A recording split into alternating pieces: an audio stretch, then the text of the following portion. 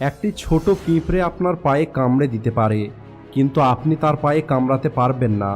এই কারণেই কাউকে ছোট মনে করবেন না, কারণ যে কাজটা সে করতে পারবে হয়তো আপনি সেটা করতে পারবেন না। একা চলা শিখুন। জীবনের আনন্দটা নিজের মতো করে নিন, কারণ অন্য মানুষকে খুশি করতে গিয়ে সার্কাসের সিংহকেও নাচতে হয়। মানুষের পিছনে চলা বন্ধ করুন। মানুষের উপরে আশা করা বন্ধ করুন, কারণ যত বেশি আপনি কাউকে সম্মান দেবেন, সে আপনাকে তত বেশি মূল্যহীন মনে করবে। যদি আপনি নিজেকে কেটেও ফেলেন, তারপরেও এই পৃথিবী খুশি হবে না। তাই আপনি সেটা করুন যা আপনার ইচ্ছে করবে, সেটা নয় যা পৃথিবী আপনাকে দিয়ে করাতে চাই। কারণ মানুষের পছন্দ পরিবর্তন হতে সময় লাগে না। আজকের পৃথিবীতে যে মানুষগুলো খারাপ তাদের সময় ভালো, আর যে মানুষগুলো ভালো তাদের সময় খারাপ। কিন্তু একটা কথা মনে রাখবেন, খারাপ কাজ করে কেউ যত বড় মানুষই হয়ে যাক না কেন, বাস্তবে তার যোগ্যতা ছোটই থাকে। সততা একদিন না একদিন তার প্রভাব অবশ্যই দেখাবে। কেবলমাত্র একটু ধৈর্য রাখুন, সময় আপনারও আসবে। আমরা আমাদের জীবনে অনেক কিছু হারিয়ে ফেলি না এই শব্দটাকে অনেক দ্রুত বলার কারণে, আর হ্যাঁ, এই শব্দটাকে অনেক দেরিতে বলার কারণে।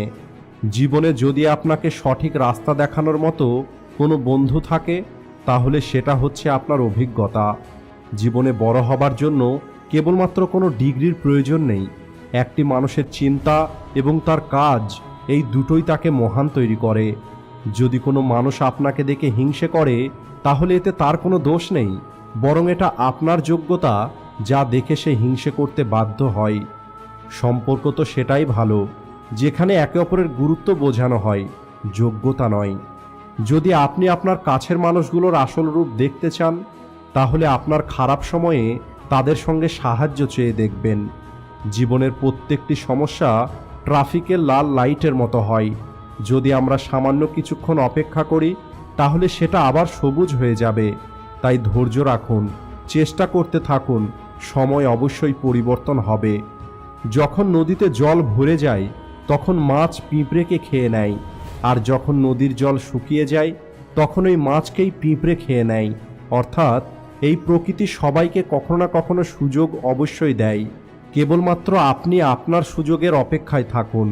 ভালো সময় এবং খারাপ সময়, এই দুটো সময়কেই মনে রাখা দরকার। খারাপ সময়ে ভালো সময়ের স্মৃতি আমাদের মনে আনন্দ দেয়, আর ভালো সময়ে খারাপ সময়ের স্মৃতিগুলো আমাদেরকে সাবধান করে। যদি আপনি জীবনে সফল হতে চান, তাহলে আপনার জীবনে কিছু জিনিস অবশ্যই থাকতে হবে। সবসময় খুশিতে থাকা শিখুন, সঠিক এবং পজিটিভ চিন্তা রাখুন।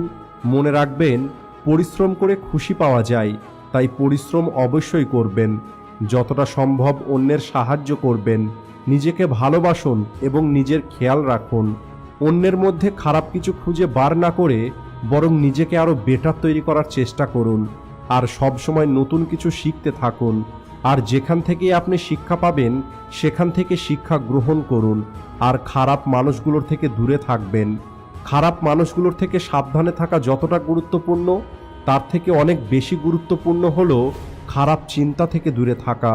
তাই মাঝে মাঝেই আপনার চিন্তাগুলোর খেয়াল রাখবেন। মনে রাখবেন, কেবলমাত্র ভালো কথা পড়ে বা শুনে জীবনে কোনো পরিবর্তন আসে না। জীবন তখনই পরিবর্তন হবে যখন ভালো কথাগুলোকে আপনার জীবনে প্রয়োগ করবেন। জীবনে আপনি এমন অনেক মানুষ পাবেন যারা আপনার কাছে কোনো প্রমিস করবে না, কিন্তু তারা অনেক কিছু আপনার জন্য করে যাবে।